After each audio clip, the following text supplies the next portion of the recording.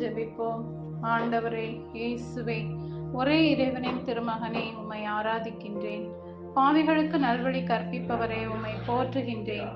இஸ்ராயேலை தண்டித்து திருத்துபவரே, நன்றி கூறுகின்றேன்.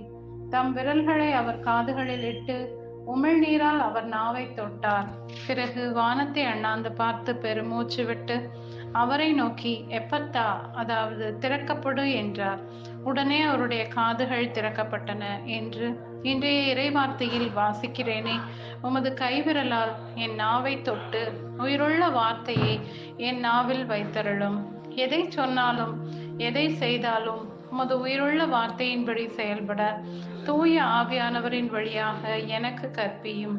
இயேசுவே, அவரை எதிர்நோக்கி இருக்கிற அனைவரும் அவர் தூயவராய் இருப்பது போல தம்மையே தூயவராக்க வேண்டும்.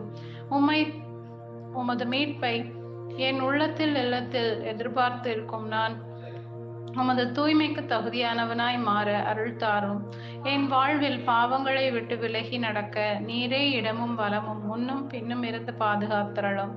ஆண்டவரே இயேசுவே, இந்த நாளை உமது கரத்தில் தருகின்றேன். என் தலைவரே, என் இதழ்களை திறந்தருளும். என் வாழ்நாளில் என் நாவால் உம்மை புகழ வரம் தர வேண்டும் என்று இயேசுவின் நாமத்தில் ஜெபிக்கிறேன். ஆமென்.